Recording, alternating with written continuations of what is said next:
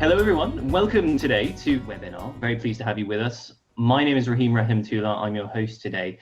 And joining us is Mathieu Guerville. He is the Innovation Director and Principal at UL Ventures. We're delighted to have him with us today. He's going to be leading us in a discussion today on digital transformation at large companies. So Mathieu, welcome. Thank you. And it's great to have you with us. And so without further ado, I think I shall hand over to you. I know you've got some slides that you're going to share with us. So yeah, absolutely. Thanks, Brian. Let me share my screen. So as you mentioned, the topic of discussion is around digital transformation, a pretty common topic, but I wanted to put a little bit of an angle on it around how to do it at established large companies. I think the press, a lot of blogs, a lot of media is actually available where people can read about how companies like Google, Facebook, or others are innovating.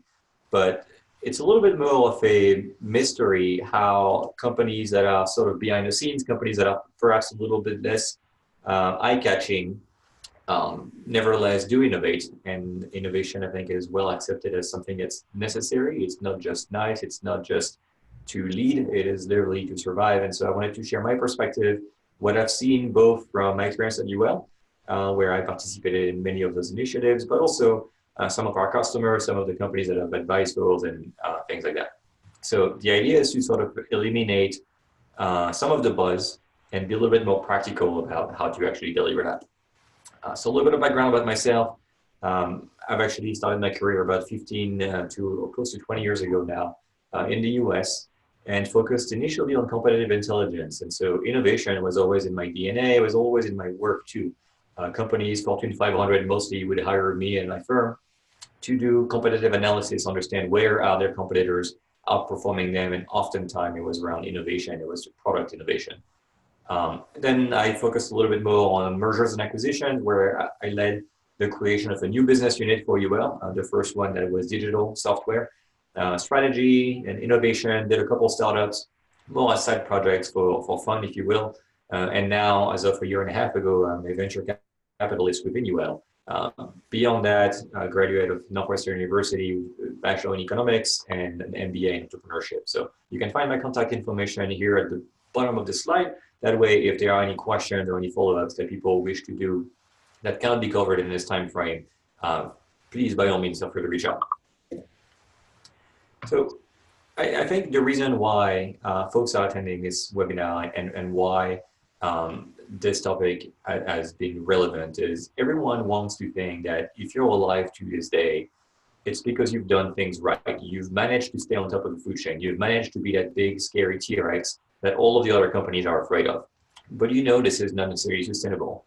And so you know that you have to figure out some way of innovating. Is it just, ironcladding your T-Rex skeleton, or is it something else entirely? But the main issue is that because people don't necessarily always make the right choices in terms of innovation, a lot of big corporate innovation end up failing, and you end up the same place as if you didn't do anything. You end up dead. So what I want to talk about today is three things mostly. Number one is how to harness the power of open innovation. I will explain what open innovation is and give a few pointers as to how to actually execute it in context of a large company. And two, I want to talk about how to actually create the culture that is ready for transformation. It's one thing for the word innovation or transformation to start showing up on slides here and there. It's another thing to actually build a foundation that does allow for innovation to happen and to stick and to work. And then finally, if we have a little bit of time at the end, I can talk about the topic that's most prominent for me and where I have most experience right now. It's around venture capital. And actually about a quarter of all large companies in the US have some version of venture capital within themselves, some degree of investment into startups, etc. And so I want to share a little bit of my perspective on that for those who are either starting it or perhaps envision to start it in the near future. So on the topic of open innovation, innovation has been pretty stuck in its own way for a very long time. For as long as companies have tried to innovate, it was a very internally focused process. It would be a funnel where 100 ideas would be refined and distilled down based on costs, based on how the research and development team would perform, would eventually be hoped, fingers crossed, that those 100 ideas from the beginning end up yielding maybe 3, 5, maybe 10 if you're excellent at it, finished product that can then go to market. And so this approach, unfortunately, does not work anymore. And the reason why it does not work is just it's not simply because I want to promote a new fad or something like this. It doesn't work because most products nowadays are very multifaceted. If you were a toaster manufacturer for the first 100 years of your history, all you have to do is master heating elements, and you keep innovating, making it more efficient, making it more appealing, making it easier to clean. It's always around the same sort of core competency. But now, even simple products like the toaster do have layers of technologies that are novel. You may have some nano coating that is a germicide, antibacterial, and so you need chemical engineering, something you never had in your DNA, something you never had in your organization. The toaster may be Wi-Fi enabled, and if you were a toaster manufacturer, what you don't have is any software engineers, you don't have any network engineers, etc. And so open innovation is essentially accepting that internal ideas by themselves without bringing in knowledge, expertise, talent, and perhaps intellectual property from the outside is just bound to fail. And so the new normal is to accept open innovation in varying degrees, which is the blending of internal ideas, traditional R&D, with external ideas. And then, more importantly, and let me see if I can highlight here, it's that ideas don't have to necessarily, want to show this with, okay. Ideas don't have to come necessarily only at the very entry of the funnel. Ideas can actually come later. You can be a little bit late to developing a new technology and then in-source things from the external world, license something from a company in a different sector that maybe does something you may need for your newer product, work with academia, and likewise sort of short circuit the traditional R&D model. You don't have to learn everything from scratch. You can actually incorporate what others have done, and therefore keep filling your funnel with newer things and avoid having too much leakage out of it. Now, I know, and I am quite a cynical and skeptical person in general, and so open innovation, I know it sounds like all those buzzwords that you keep hearing, oh, we should pivot, let's change the business model entirely to SaaS, we should disrupt, all those things that are true and meaningful, but so overused that they end up becoming almost jokes. And so I do think that open innovation is the best thing since sliced bread. However, sliced bread is pretty boring. And sliced bread is also not accounting for the fact that different industries, different customers, different positioning, if you're known to be a leader in your industry versus if you're known to be a follower or a cost leader, you don't need the same sliced bread, the same version of open innovation as everybody else does. And so I think what's important is to recognize that, yes, this is the new way of accepting innovation, but don't necessarily fall for the cookie cutter approach. Don't necessarily just read the main book about it and start implementing everything down to the most minute details. You have to acknowledge the differences and you have to make it work for your organization. One good example of that in terms of also making the culture, making the environment work is sort of an analogy I dreamt of recently. If you went into a McDonald's and you try to do what you can do at a fancy restaurant and just say to the person at the cash register, just surprise me, make something happen. I don't know how you imagine that will go, but the reality is McDonald's does have some degree of innovation, and not only even a company that is as rigid in its processes where everything is to be done the same way, so it can be done essentially by people that are deemed completely replaceable. There's still some degree of innovation that can happen, whether it's on the menu, which, by the way, it's kind of funny to see, like, those are real menu innovations that are not publicly known, but that employees have figured out how to make. And obviously innovation around other aspects of the business. And we'll get to that, I think, in the later part of the presentation, where innovation doesn't necessarily mean having to reinvent your product entirely. You can be innovating on your go-to-market, you can be innovating on the user experience, you can be innovating in a lot of things, actually. It doesn't necessarily mean just making a product that is radically different from what you were doing before. Before I go into this section, I'm going to check on the chat, see if there are any questions so far. Or Raheem, let me know if you see any. I just want to make sure we don't miss on potential questions. Sure. I'll come in if when some come through, and I'll interrupt you if need be. Okay, sounds good. I don't see any there. So now, assuming that you're ready for transformation, you've started thinking about it in the right way, having the right mindset, and really a mandate to make it happen. There are many steps that one can take to go from a company that does not do innovation or does it in a very traditional way, where innovation is a prerogative of one particular department, typically called R&D, and that's it. How do you actually change your culture, change your environment to make it more nimble, more able to actually embrace innovation on a larger scale?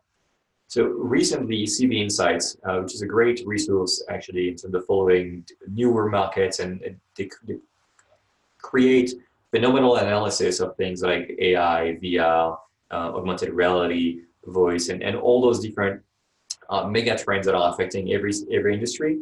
They create a lot of great content, and actually they published a piece recently that I thought was quite funny and interesting, where they essentially they said all the things that big companies do to seem more innovative, and they were essentially criticizing every single one of those. And I think to some extent I do agree. I think if you take things and you think that just magically, having a fancy cafeteria like Google, or going to Silicon Valley for a week and meeting with startups, or maybe inventing new titles like Innovation Sherpa, if you think that that will create innovation in and of itself, then it's definitely bound to fail. But the caveat to that is that all those things, if you take them seriously and if you actually do it, not just for the sake of being able to say, oh, we do have investment in startup, oh, we did hire McKinsey to do a study. If you do it in a coherent manner, you can actually get something out of it. And just also for the interest of full disclosure, those are the one things that we did at UL, and some of which actually were very helpful, some of which are kind of a joke. And now I kind of laugh whenever I go into our headquarters, and every single room has indeed been painted with whiteboard paint so that you can write on the wall, and somehow that should make us an innovation company. But all of those things that we've done, and there are some that are not on there that we've done as well, in some way, because we've done them in a coherent way, and we knew what to expect from each of them and individually, and we knew what to expect when we did them together, they actually yielded quite a transformation. To give you an example, UL, when I joined 10 years ago, was a company that made just one thing. We were a service company, and all we did for the first 100 years of our existence is certify your products. We would take things like a cell phone or a toaster, hence my example earlier, and essentially test it, make sure it's safe on behalf of the manufacturer and all the retailers, and then issue a certification saying this product is safe for use by consumers. Nowadays, 10 years later, UL is present in over 100 countries and does way more than testing. Not only we diversify the type of testing we do to also do environmental, cybersecurity, and others, but we also now provide design services.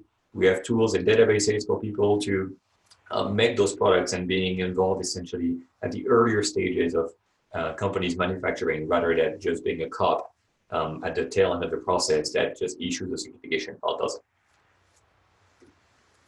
So from my perspective, when I say you have to do them in a coherent manner, all of this toolkit here, that's just the way that you might do it. This is just that, a toolkit. But I think beyond the toolkit of how to develop innovation, you need to have a strategy that is three-dimensional. You need to have a strategy for innovation that uses different types of innovations, different levels, and different approaches. And I'm going to define what I mean by those things. But in the same manner as if you were to build a stock portfolio, let's say you want to retire in 30 years, you need a balance in your portfolio of some very risky companies that may potentially yield great returns, but also have a chance of not doing well at all. You know that you would need things that are safer bets, maybe bonds. You know that you may want some exposure to international markets, et cetera, et cetera. And so all of us do this in our 401k and our retirement account. We do it to some extent for investment. But somehow for innovation, we have this sort of magical image that Kind of like Steve Jobs. The company was not doing well, and suddenly, boom, releases the iPhone, and that just that one product break the bank and go big or go home with that one single thing. In reality, for a big complex organization, this is not at all how it should be done. It should be done using a portfolio approach. So in our innovation portfolio, here are the three things that you can find in the three dimensions. Number one is the approach. And so the toolkit was sort of a hack on the approach, but beyond that, I think understanding that you can commit different levels of resources is essential to deciding and essentially matching with the expected outcomes. If you only want to be early in your innovation journey and you just want to start triggering a little bit of an internal reaction, creating some buzz, but you're not ready to quite launch just yet a real innovation strategy, things like an innovation excursion where you would go, let's say, to San Francisco or Tel Aviv or something like this, and spend some time, have a dozen of your executives spend some time with startups, start to understand how this ecosystem works. This might be just fine. But if you do have a goal of making innovation real and making it happen, let's say in the next 6 to 12 months, this is obviously not something that you can do by just taking a trip, a little field trip to Silicon Valley. This is something where you would need to do something a lot more involved, like an innovation center of excellence, having a dedicated team, or perhaps a combination of both with other things. And so the bottom line here is that there are many ways that you can approach innovation, many amount of resources, whether full-time or part-time, costly or less costly. And the combination is going to be aligned with the outcomes that you want. If you want really big outcomes and really rapidly, different level of investment and different type of approaches. Now the second layer, if we go back, I mentioned here, so we talked about approaches, which is right here. Now we're going to talk about the different types of innovation. And I mentioned here the example of McDonald's, where when people think of innovation, they typically think solely about this, about the product or system. And instead of necessarily acknowledging that you don't have to necessarily, innovation doesn't have to just be, let's invent a new sandwich, let's invent a new thing, let's add one more feature to our existing product. There are many other things that you can innovate around. You can innovate around the configuration of how your business exists. It could be the profit model, switching from a one-time transactional sort of charge to customers to a subscription model. It could be the network around which you create innovation. It could be, a partnership with another company that creates sort of this network effect of I am buying a product that is part of an ecosystem. If you buy, let's say, a Honeywell home alarm system that also has Alexa embedded in it. You could have innovations around your processes, which are going to be completely invisible to customers, but can yield massive improvements to your speed to market or reduce your risk, increase your quality. The bottom line, and you can read all of those, obviously, I don't need to walk through every single one of them, but the bottom line is that innovation is not just making a newer, cooler, shinier products. It can happen at many different layers, many different levels, and all of those are perfectly valid and can actually yield great returns, perhaps more so than what most people usually associate with innovation. And then the final level of innovation, the final dimension of that 3D model is around the level. Are you trying to do something very incremental, like adding just one more razor blade to your razor business? Are you simply copying what somebody else did? I mean, when Apple introduced the iPhone, then everybody realized it is pointless to try to invent something else. We figured out that what people want is basically a device that is all glass, no more physical keyboard. And so rather than try to invent something else and make a triangular device or a device with 6 keyboards, whatever, the industry realized that being a copycat was actually at that time the best innovation strategy. And so a more serious way of looking at this is the level of innovation can be measured in those terms that I think everyone is at least somewhat familiar with.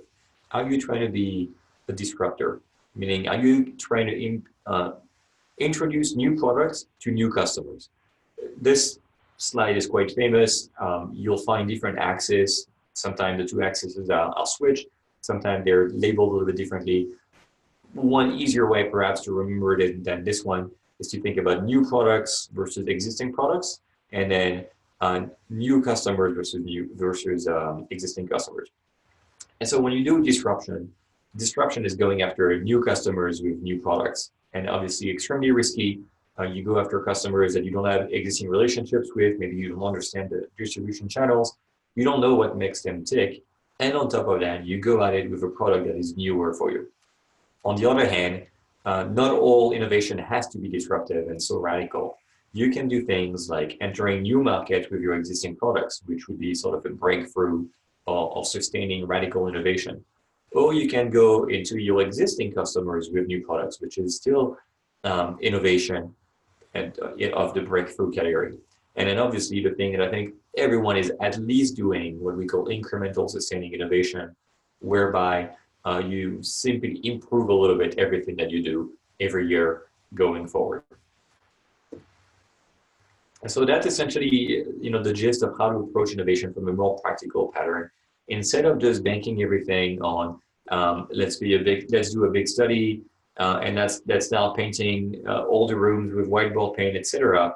The idea is to take a more pragmatic approach and understand that all the things that you do, all of those can be mocked, but they can also be very valid, and they have to be combined with the right portfolio approach, where depending on the type of investor that you are, just in the same way, you have to realize what type of innovation company are we going to be. And what is going to work for you is not necessarily the same thing that will work for a different company, even in your own industry.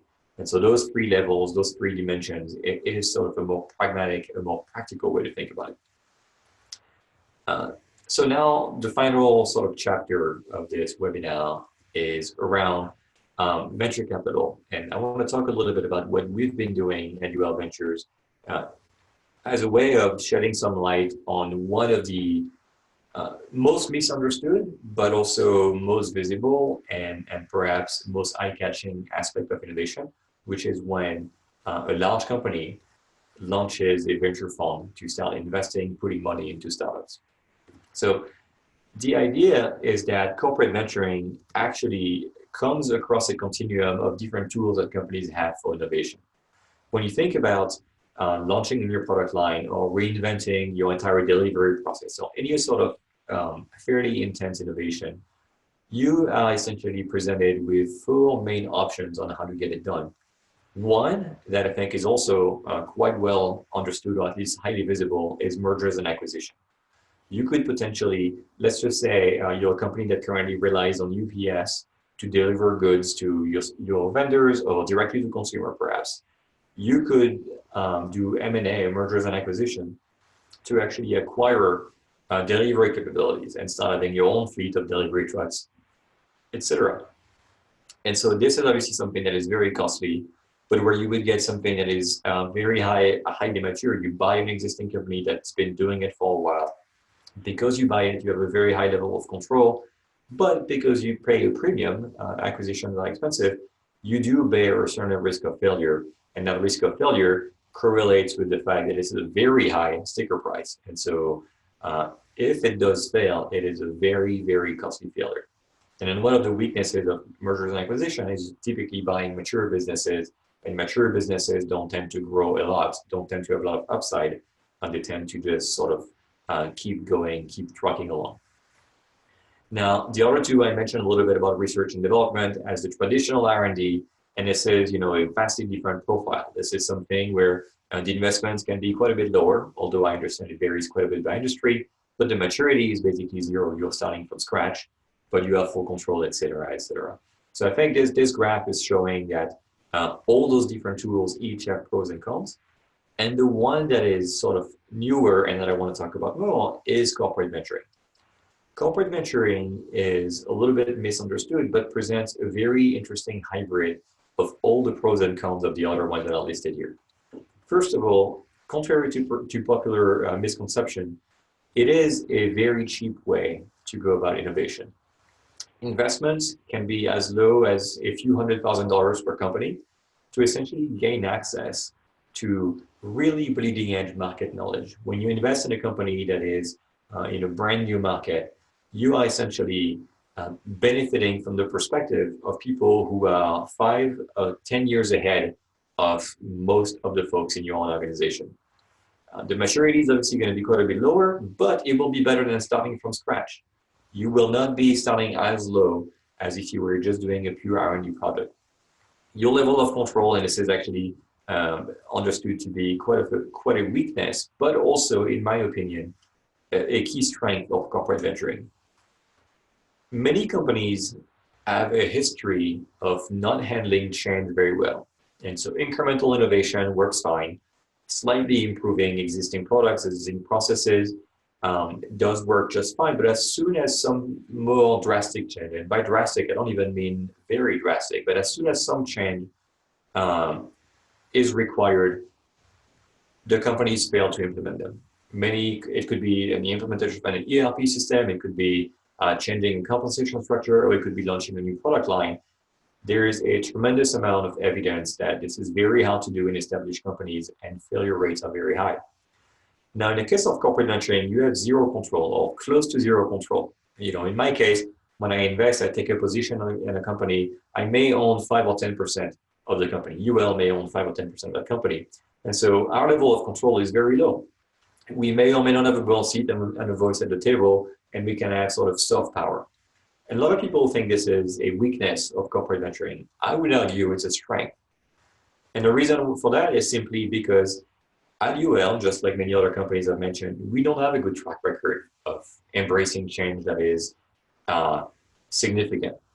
And so essentially by investing in startups and not having even the possibility of messing with them, the possibility of guiding them to mud, telling them what to do, I rely on their execution. And I remove UL from the meddling in everyday operation. And I believe, therefore, I increase their odds of success.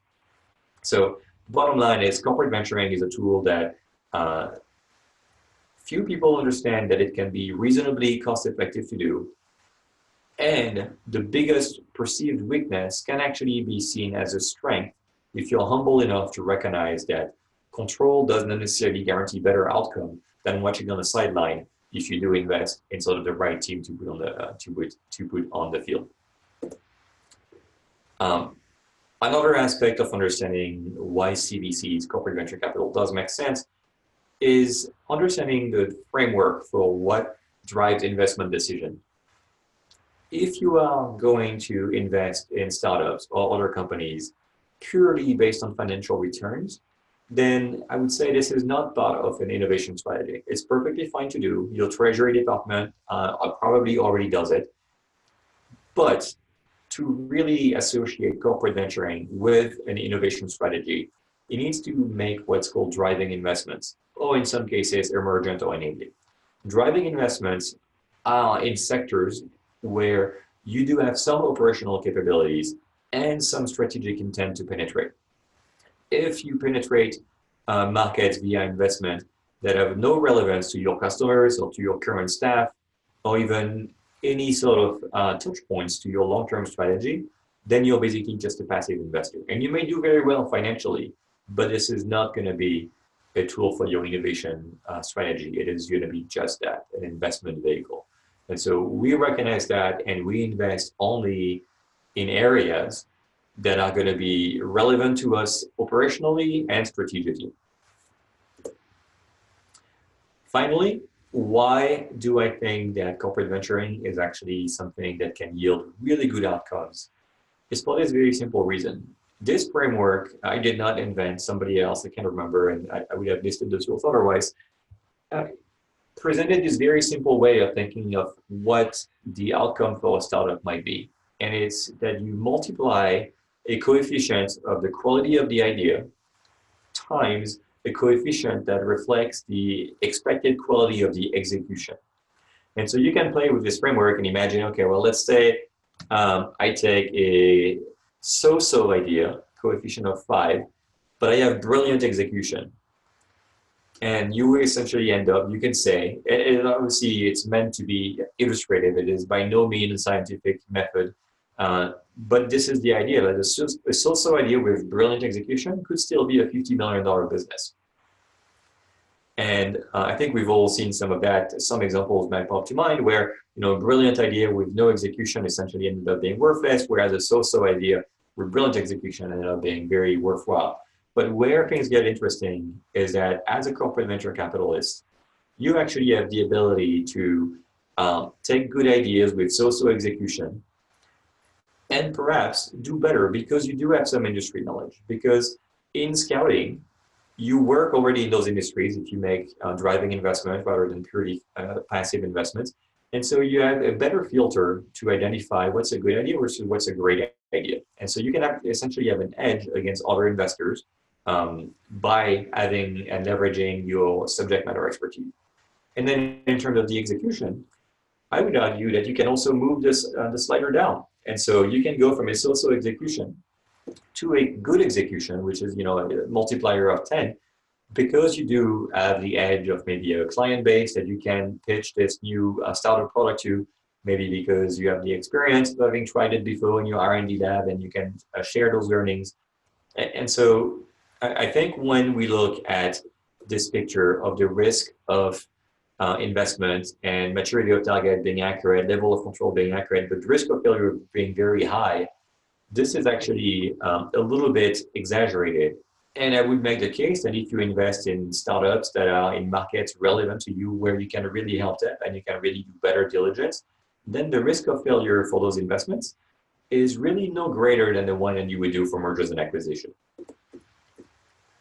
So with all that said, I just wanted to share this very short presentation to explain one, that innovation can happen in even the most traditional, most entrenched companies, and it can happen anywhere from the top to the bottom, as we saw with McDonald's menu item.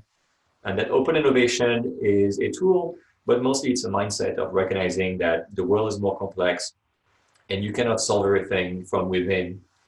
And then as a natural segue to that there are tools that are somewhat misunderstood but can be yielding great results, and one of which is corporate venture capital. So I think that concludes. I'm happy to spend some time with questions, and like I said, my contact information is at the bottom here, so that if anybody wants to take time after or perhaps in the future for a follow-up session or something like this, I'm happy to do that as well. Perfect.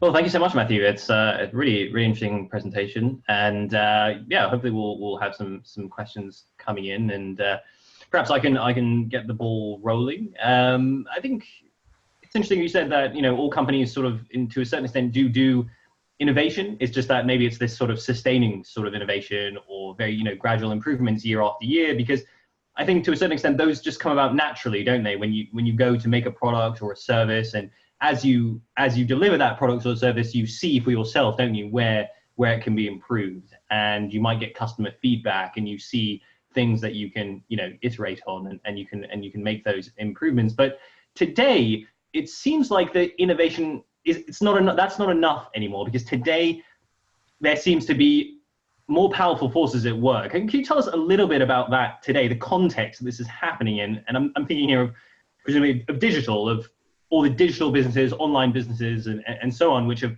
come through, which are disrupting industries. And just tell us about how that creates more pressure, to do all this today. Yeah, I think you're absolutely right. A lot of innovation happens because of customer feedback. Your salespeople out in the field, and the customer keeps saying, it would be great if you added this feature. It would be great if you did this, if you did that. Or your customers have increased expectation. I know right now you deliver the product in 2 weeks. I want to have it in 1 week. And so you figure out you have to innovate on your processes internally to make it happen. But what you're getting at is, to your point, for the really breakthrough innovation, there's actually a big driver now where mega trends, and I hate that word, it sounds kind of made up and sort of a big buzzword, but mega trends are happening that forces innovation to sort of leapfrog and not take 5 years to make an innovation. So an example of that would be, for instance, for CRM tools, let's just say. If you were in a business for CRM tool, every year you would keep adding new fields, new way of filtering, new reports, new charts to be able to manage your sales team, etc. But then, and your software company, obviously if you make CRM, but then the mega trend of the cloud and the mega trend of mobile are making changes that are much more drastic than just adding one more feature. And so if you were, a pure software company and you were making CRM software, you presumably, again, did not have any cloud engineers. You did not know how to do that. And that's why you need to start recognizing you're going to have to buy your way, accept help from the outside, and maybe skip adding more features to do instead this bigger breakthrough, changing from install software where you sell a license and then people install it on their machines, to selling a subscription where people pay to have ongoing communication with the cloud. And so in many industries, this is what's happening, where there's a mega trend that is not really tied to your industry in particular, but it does affect your industry, but it's not driven by your industry. And it forces you to leapfrog all that incremental innovation you're normally doing and actually go into those more drastic changes. It forces disruption, because if you don't do it, then you're going to start losing market share to the people that do, whether they're incumbents that adopt faster than you, or startups that build, cloud native in that case, for instance, of CRM. Does that answer your question?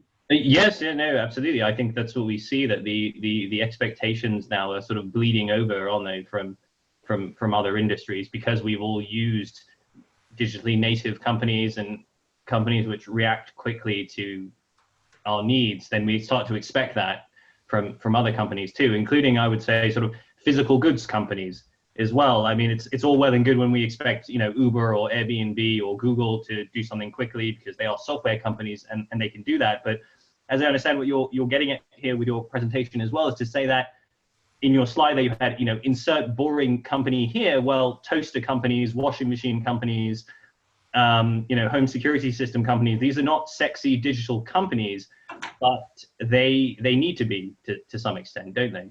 Right. Because I think they know that, and right now, we are on the tail end, perhaps, of a bull run. There's a ton of money going into markets, a ton of money going into private equity and venture capital, and so there are companies getting funded right now to reinvent soap, to reinvent the washing machine, for almost everything. Maybe 10 years ago, those sectors were sort of immune to innovation, and no startup would dare to go against those guys because it was too capital intensive and also not attractive.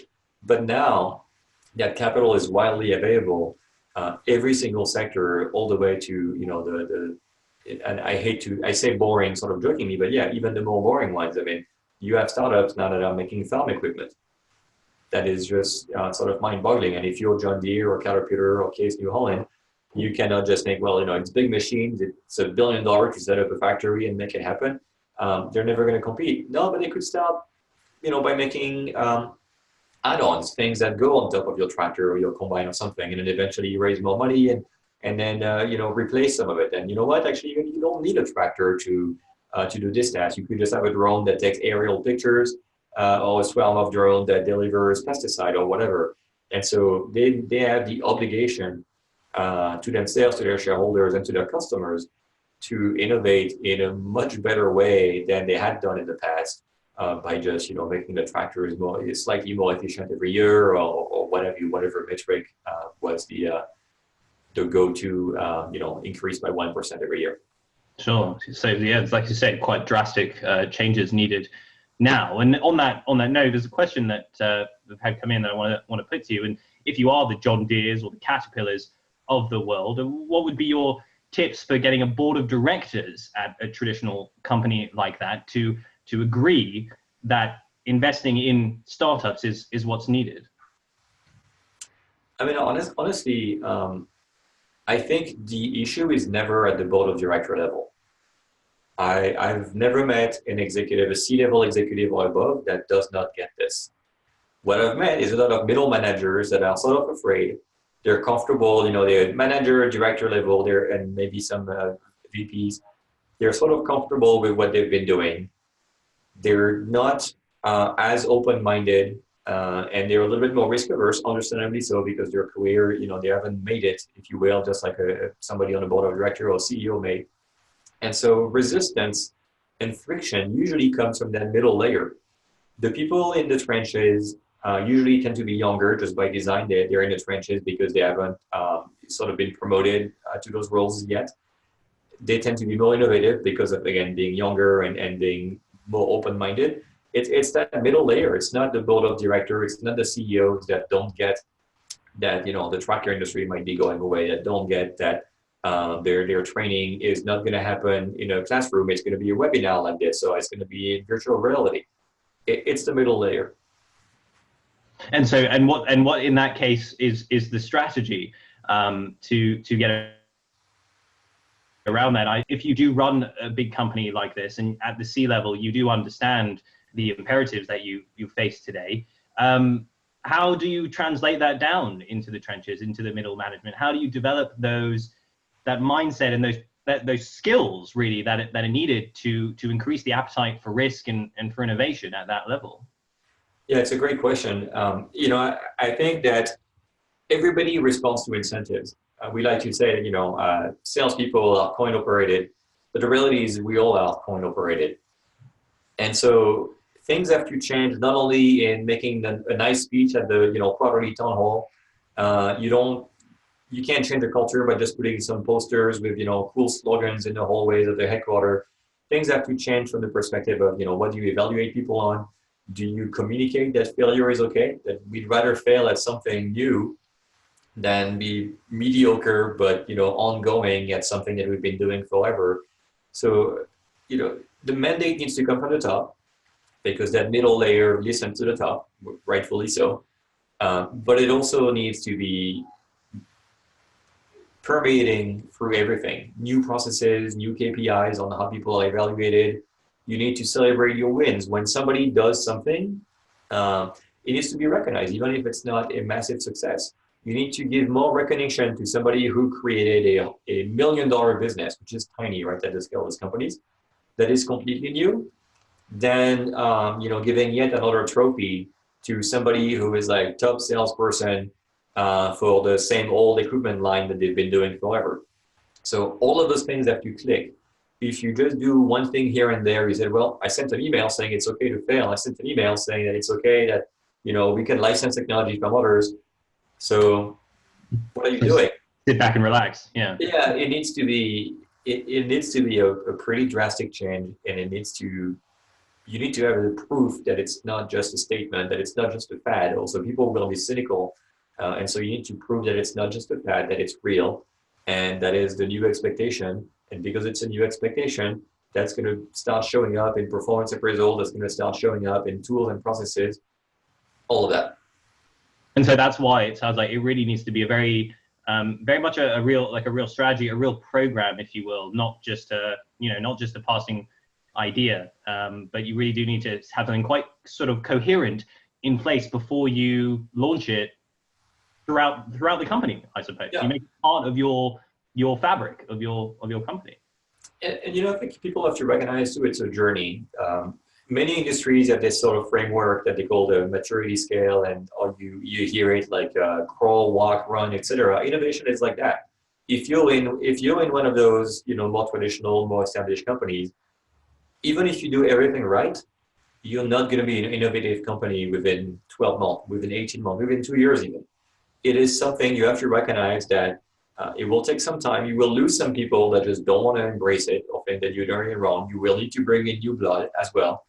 And you will not run right away. You will start by crawling. You will bang your head into a lot of the furniture, and then you will walk, and you'll get better. You will not be Apple overnight. And I'm thinking, Mathieu, the fact that a lot of our clients, a lot of them visit Google, and Google is a very popular company when other companies, well-established, big corporations, they want to see how innovation works at a company level, because I think Google is seen as a company which can innovate and disrupt industries repeatedly, and many industries. They start with email, they go to maps, they go to transport. It goes on and on, of course. And so I'm just thinking, how do you sort of look at that? Is that a good example, for example, of a company which has innovation sort of baked into its DNA, and the fact that they're able to sort of maintain their position as one of the world's most valuable companies, and yet be so big and so influential, and yet still have this innovation and have this draw as a very powerful innovator? How do they do that?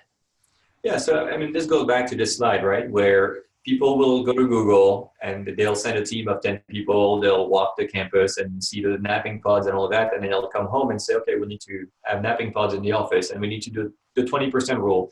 And in reality, this is the wrong way to think about it. This is like taking the sliced bread, but the most bland version, and thinking that just because it worked for that company, it will work for yours as well. And so I think, I also like to use the analogy sometimes, like in a restaurant, you have the prep, people who are just dicing tomatoes and onions all day. And then you have cooks that are executing a recipe. And then you have the chef who invents the recipe and you know, kind of innovates essentially the menu. And you even have the executive chef that also thinks about, okay, well, because of what we're serving, those are the type of tables and chairs that we should have, and this is the music that we should be playing. And so a lot of people, they take an innovation class, they attend a webinar, and they think that they're a chef. They think that they're ready to like run the show for innovation, but really they're barely good enough to be a food prep. And so they have to, it takes time. All the good chefs were a food prep. They started by, you know, burning a lot of stuff and cutting a lot, dicing a lot of tomatoes.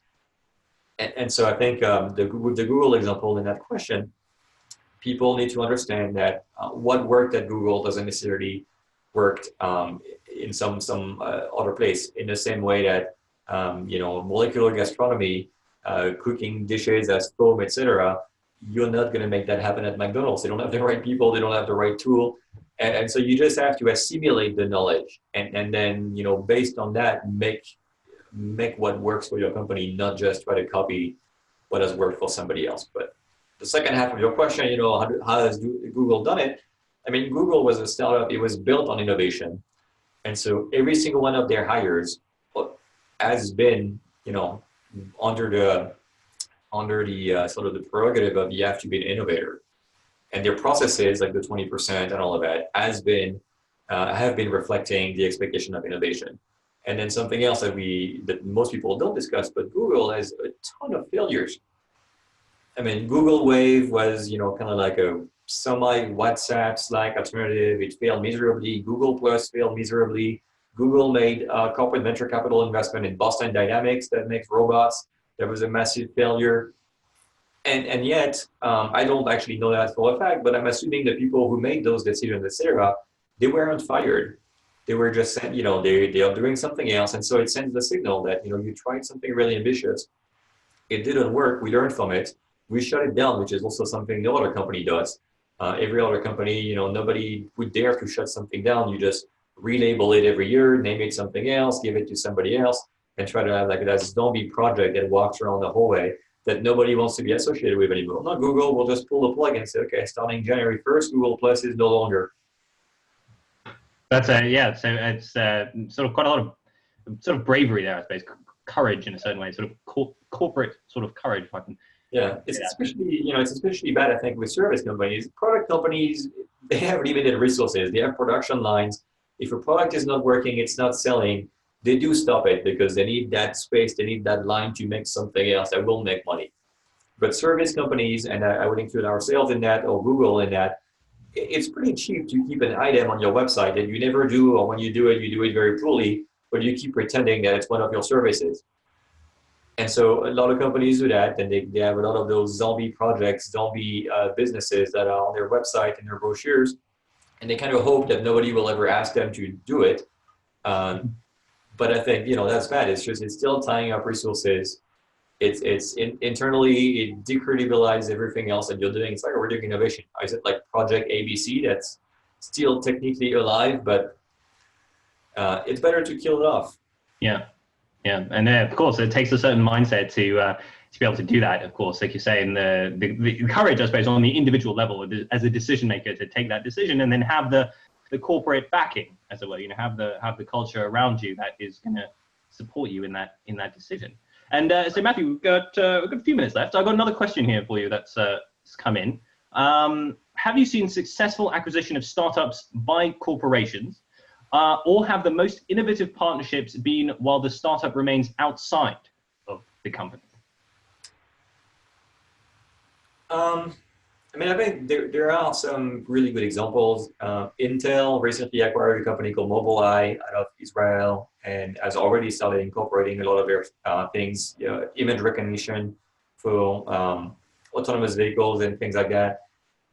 I think, unfortunately, I know people probably came and hoping for a silver lining. If you do this, then that's it. You're going to be a billionaire.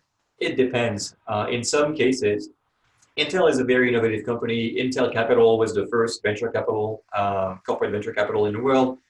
Lisa Lambert is phenomenal. She used to run it. Now she's at National Grid, and so Intel pulled it off, did it really well. And Mobileye is just a recent example that's on top of my mind.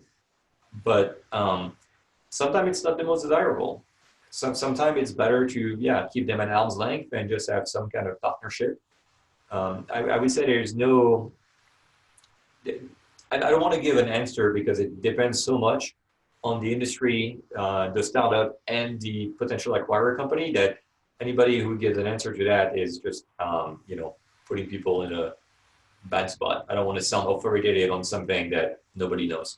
No, sure. I mean, presumably it takes a lot of skill and experience to know in the given each different situation, different industries, different startups, different teams, to know how to get that balance right. It's not always necessarily in your presentation. You talked about having a small stake in that company, in a company, for example, in corporate venture capital, and therefore you simply do not have the choice, don't have the power to affect the startup. But presumably there are cases if you go down the sort of closer partnership route, but you need to be able to judge what's the right relationship to have, how to get the balance right. Yeah, and I think part of it, actually, one of the things that I like about corporate venture capital is you start to get to know each other a little bit. The problem with acquisition, I did acquisition for 5 years. I bought 7 companies, and I learned the hard way that integration is where all the value goes to die. Even the best of intentions, when you start having to integrate, put the companies together, that's where things go bad. But when you do, and so M&A is kind of like getting married. It's like dating for 6 months. I meet you first, and then we exchange a lot of data reminders, and then that's it. We literally get married. So as you can imagine, it doesn't go very well. If you do venture capital, it's more like, oh, we're dating, but also seeing other people for several years, and then you can make an educated decision as to whether or not you want to get married. So I'm sorry for the terrible analogy, but that's kind of what it is. I mean, acquisitions, literally, that's what I did. I would write. I mean, not figuratively, I would write checks for tens of millions of dollars for people that I had known for, sometimes as little as 12 weeks. And then just, we got to make it work because somehow this company of 20 employees need to fit in our 13,000 employee company. And they need not only to fit, but also they need to be a beacon of change, a beacon of like strategic thinking and innovation. That's tough. That's a lot of pressure to put on the people who do the deal and the people that are acquired. Whereas with corporate venture capital, you can quickly see, okay, well, this one is going to be a good financial investment, but it's not really jiving the culture, the product. It's not quite as good a fit as we thought. Thank God we didn't buy more than 5% of the company. Sure. Yeah, that's a very good analogy. I think maybe Matthew, you should switch to, you can be an agony aunt or a relationship advice if once you retire from tech and venture capital. Right, I will start moonlighting as that maybe perhaps first and then go full. Absolutely, maybe under a different name as well. Right. But Matthew, we're almost out of time, unfortunately. But it's been a wonderful conversation. I think so. To draw things to a close, and to put it to you, I think we have to just come back to this question of, you've given us so much to think about and so many different areas to look at. And like we say, most of the big companies today, certainly at the C-level, they understand that all of this is necessary. So what's the takeaway for them? Where do they begin? Maybe they already have something in their mind, but where can they really jumpstart, if you will? I think one big thing is to be humble. A lot of companies, deep down, they know they're not very good at innovation, but they like to lie to themselves and think that, oh, you know what, if we just did a little bit of this, or we're special, we can't do it, and we don't need to do it because of this, because of that. I think you just have to be humble and realize if we don't do it, things will go bad. Maybe we don't have the right people, including, the person who's making that statement, to really be the most innovative. And based on that humility, have a plan that is realistic. You have to be humble to know that you're not even walking yet and say, okay, well, we need to learn to crawl a little bit faster, rather than say, oh, well, if we just spend a week, in Silicon Valley, then we'll be best in class. Well, we just need to hear a couple of people from Google and Facebook tell us the recipe, read a couple of books, maybe watch a TED talk, and that's it. We're good to go. No, you need to be humble and know, like, right now we're terrible at this. Let's just aim in the next 2 years to be less terrible at it. Not best in class, because that just wouldn't be a realistic goal. Thank you very much, Matthew. That's an excellent note to end on. I think humility as a way forward in leading innovation. So, Matthew, thank you so much for joining us. I will just from you for just a second, only to show your lovely picture again. But beyond that, I would just want to thank our audience for joining us today, for being with us today for Matthew's talk. I hope you found it as insightful as I have. And I just wanted you to know that if you did enjoy Matthew's talk, join us again in December. We're going to have a webinar with Eric Schluntz, and he is the co-founder and CTO at Cobalt Robotics. So innovation, digital transformation, these are all buzzwords, but Eric has founded, the co-founder at Cobalt Robotics. He's done wonderful things there, and he can really tell us some concrete details of what it means to be growing a business. And if you want to learn, if you're a big company and you want to learn what it's like to be from the other side of the equation, that is in the startup world, Eric is definitely the man to tell us about that. He was on the Forbes 30 under 30 list for his work in at Cobalt Robotics in enterprise technology. So that's coming up in December, but do check our website, siliconvalley.center, for details to join us on that. But for today, I'll draw us to a close today. We've been had the pleasure of Mathieu Guerville's company. Matthew, thank you very much for being with us today. It's been really very enjoyable. Thanks, Ryan. And thank you to the viewers for tuning in. And we hope to see you again very soon. But for today, that's where we'll draw things to a close. So from me and from my guest today, Mathieu Guerville, the Innovation Director and Principal at UL Ventures, we will say goodbye.